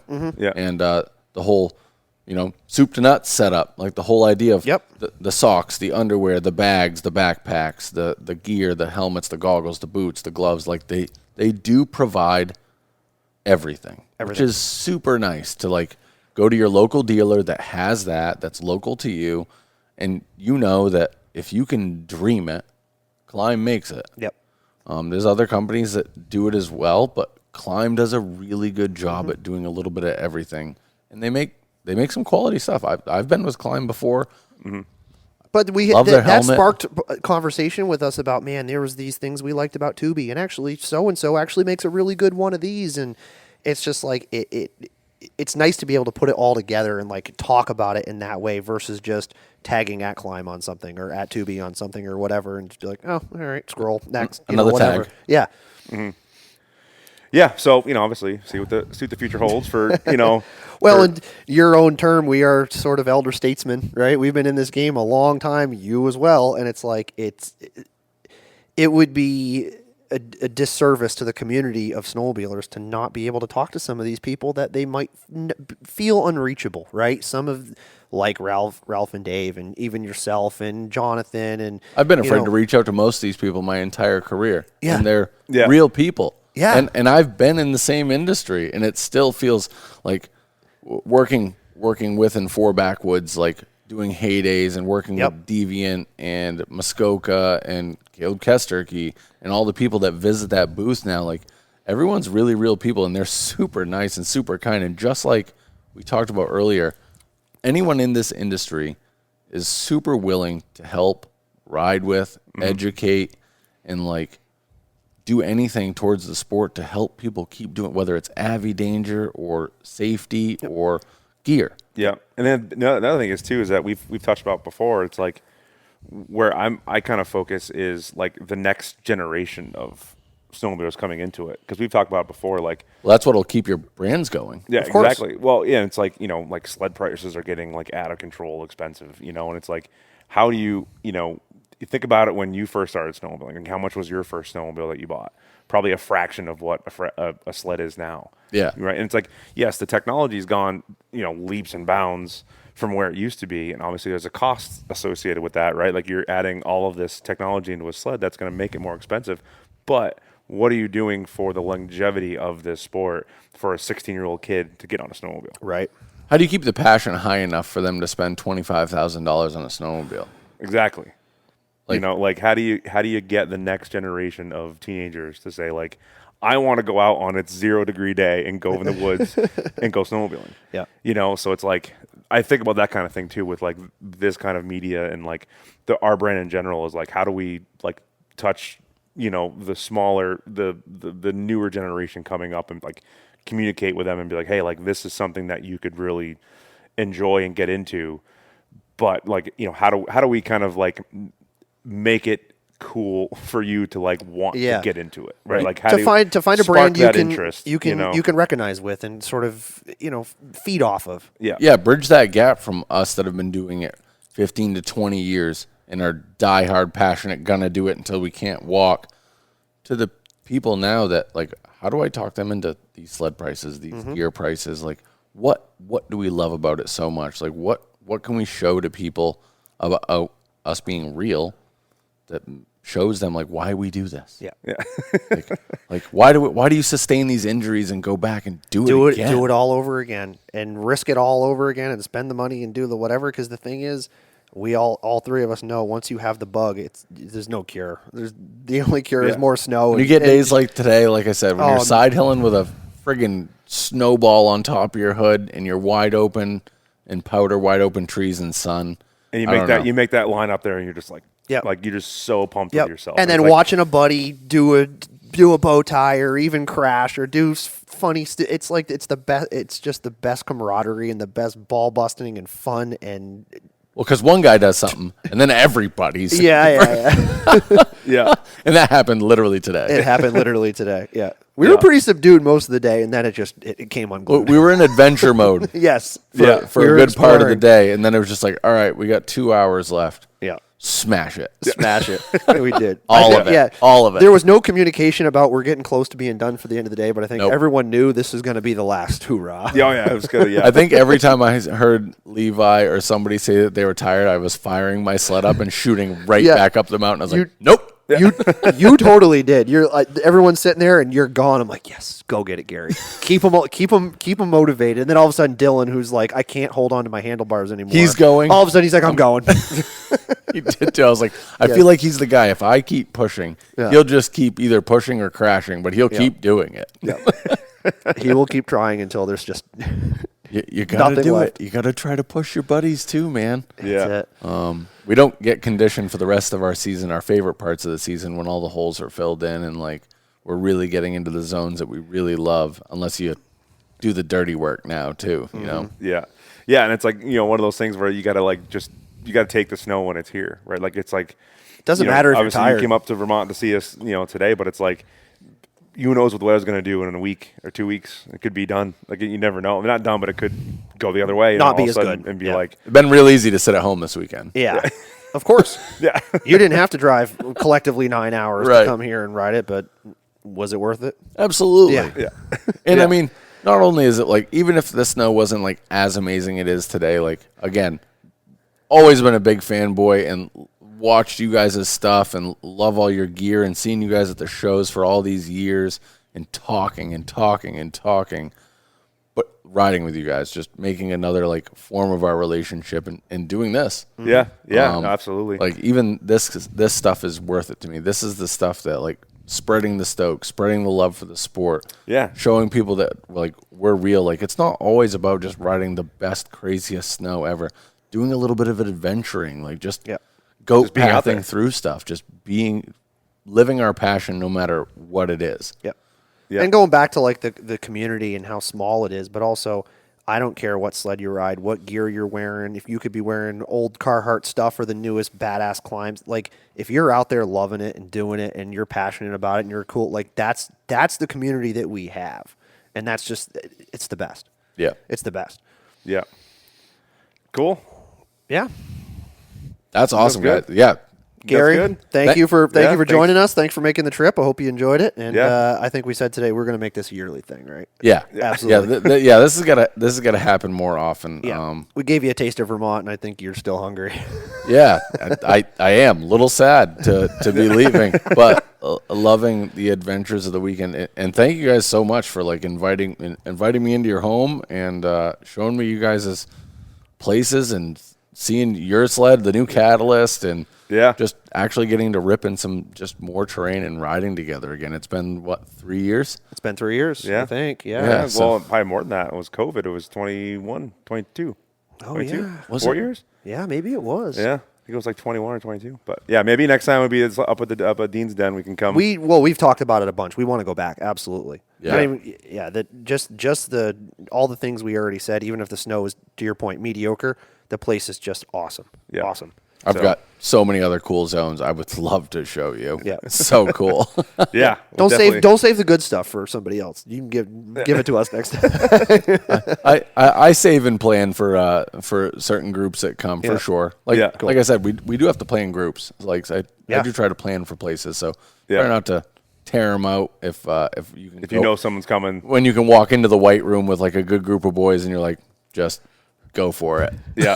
This is a good group of boys. We're gonna die out here. Out here. But yeah, thanks again. Super Yeah. appreciate it. Yeah. Like a good time. Awesome. Thanks, dude. All right. We'll see you later. Bye.